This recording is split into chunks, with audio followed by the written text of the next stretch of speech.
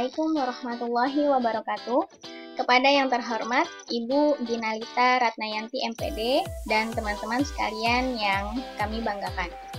Perkenalkan, saya Fatimah Zahroh dan rekan saya Nur Mulia Diniarti.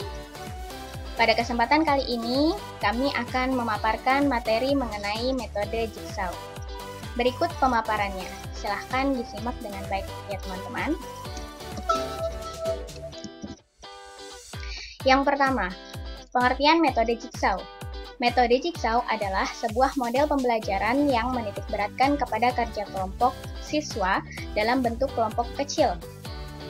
Kelompok kecil karena rata-rata terdiri atas 4-6 orang saja secara heterogen, dan mereka masing-masing saling ketergantungan positif dan bertanggung jawab secara mandiri. Kemudian, yang kedua adalah karakteristik dari metode jigsaw. Yang pertama, adanya kelompok yang berdiskusi tentang materi pelajaran tertentu. Di sini kami ambil contoh pembelajaran bahasa Indonesia. Kemudian yang kedua, terdapat kelompok asal dan kelompok ahli. Inilah karakteristik yang sangat menunjukkan bahwa yang digunakan adalah metode jigsaw. Adanya kelompok asal dan kelompok ahli. Kelompok asal yakni kelompok yang dibentuk guru sejak awal pembelajaran yang tadi dikatakan rata-rata terdiri atas 4-6 orang saja. Di sini, karena di kelas terdapat 20 siswa, maka guru membentuk 4 kelompok yang masing-masing terdiri dari 5 orang. 4 kelompok inilah yang dinamakan kelompok asal. Kemudian, dalam 4 kelompok, dibagilah menjadi sebuah nama.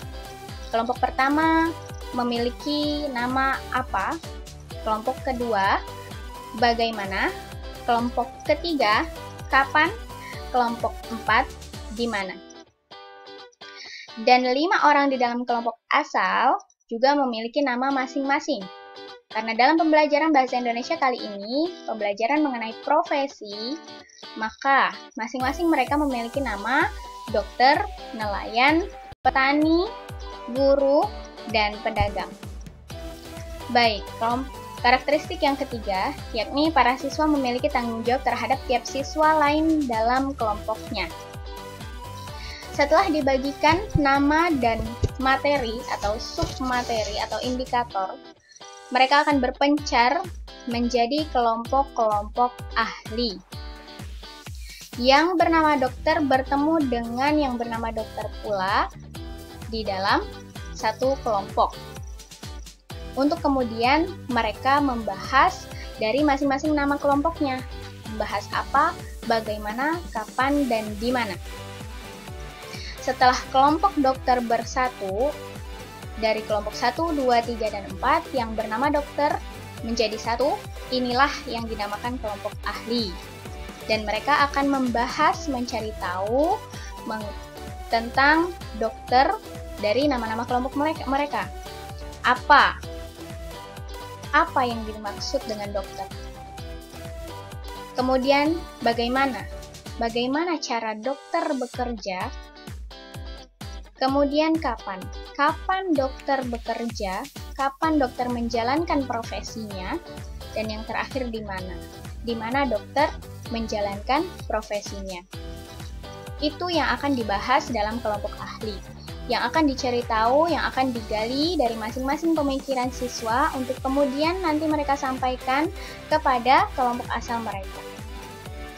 Baik, karakteristik yang keempat, para siswa akan diminta menjelaskan materi yang telah dipelajari kepada temannya. Ini yang tadi saya bilang. Setelah mereka mencari tahu, mengumpulkan materi dari kelompok ahli, mereka akan kembali ke kelompok asalnya untuk menjelaskan apa yang telah mereka dapatkan dari kelompok ahli. Dan karakteristik yang kelima adalah para siswa harus membagi tugas dan berbagi tanggung jawab sama besar di antara anggota kelompok. Seperti yang sudah dijelaskan di awal, mereka mempunyai tanggung jawab yang sama besar untuk mencari tahu dari masing-masing profesi yang telah dibagikan oleh guru. Selanjutnya ada kelebihan metode jigsaw. Yang pertama, meningkatkan kerjasama untuk mempelajari materi yang ditugaskan. Kemudian yang kedua, meningkatkan rasa tanggung jawab siswa terhadap pembelajarannya sendiri dan juga pembelajaran orang lain. Dan yang ketiga, guru berperan sebagai pendamping, penolong, dan mengarahkan siswa dalam mempelajari materi pada kelompok ahli yang bertugas menjelaskan materi kepada rekan-rekannya. Yang keempat, melatih siswa untuk lebih aktif dalam berbicara dan berpendapat. Yang kelima, pemerataan penguasaan materi dapat dicapai dalam waktu yang lebih singkat. Menurut saya metode Jigsaw sangat cocok digunakan di dalam ranah SD yang pembelajarannya meluas, sehingga secara otomatis pembelajaran bisa dicapai dengan waktu yang efisien dan efektif tanpa mengurangi tercapainya kompetensi saat pembelajaran berlangsung. Karena dalam sehari seluruh pembelajaran bisa selesai tuntas dan siswa diminta untuk sangat aktif, sehingga dari pengalaman tersebut pembelajaran jauh lebih diingat, jauh lebih mudah diingat karena mereka langsung yang mencari tahu, mereka langsung yang bekerja, mereka langsung yang menggali informasi mengenai apa yang dipelajari saat itu. Ya, teman-teman, pembahasan selanjutnya ada kekurangan metode Jigsaw dan langkah-langkahnya yang akan dibahas oleh rekan saya Nur Mulia Diniarti. Baik, saya akan melanjutkan pembahasan dari rekan saya mengenai kekurangan dan langkah-langkah pembelajaran metode Jigsaw. Yang pertama, kekurangan metode pembelajaran Jigsaw. Kekurangannya terdapat 3. Yang pertama yaitu siswa yang lebih aktif akan mendominasi diskusi atau lebih cenderung mengatur jalannya diskusi. Yang kedua yaitu siswa yang memiliki kemampuan membaca dan berpikir rendah, mereka akan mengalami kesulitan. Artinya kesulitan yaitu pada saat mereka menjelaskan kepada teman-temannya pasti akan terjadi kesalahan. Yang ketiga yaitu penugasan anggota kelompok tidak sesuai antara kemampuan dan kompetensi yang harus dipelajari. Pembahasan selanjutnya mengenai langkah-langkah pembelajaran metode Jigsaw. Terdapat 6 langkah-langkah pembelajarannya. Yang pertama yaitu pembentukan kelompok.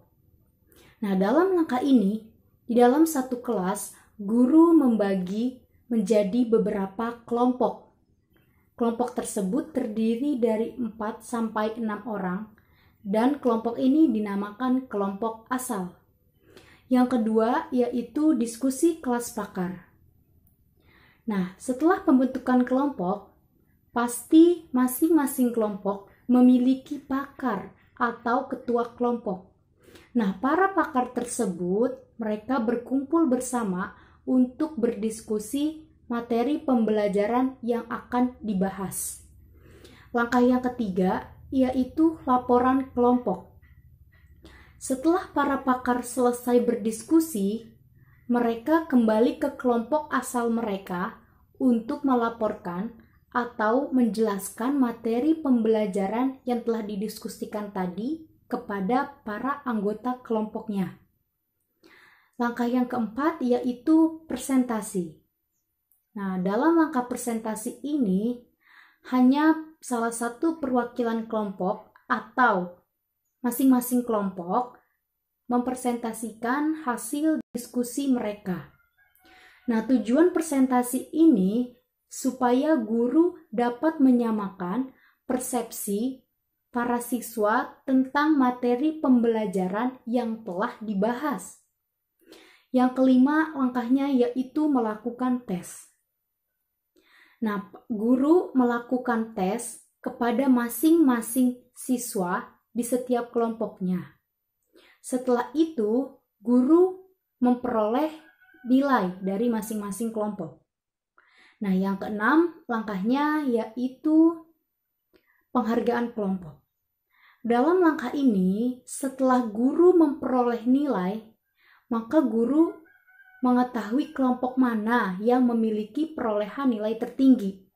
Dan kelompok yang memiliki perolehan nilai tertinggi tersebut, mereka mendapatkan reward berupa hadiah atau pujian dari guru. Berdasarkan langkah-langkah tersebut, maka penerapan metode Jigsaw dapat dilakukan pada kelas tinggi. Mengapa? Karena anak pada kelas tinggi sudah mampu diajak untuk berpikir abstrak dan berpikir logis. Selain itu, dikarenakan anak kelas tinggi sudah mampu mengetahui, memahami, dan menerapkan pembelajaran yang disampaikan guru jauh lebih baik dibandingkan anak kelas rendah. Selain itu pula, metode Jigsaw dapat diterapkan di semua mata pelajaran sekolah dasar. Sekian video presentasi dari kelompok kami. Terima kasih. Wassalamualaikum warahmatullahi wabarakatuh.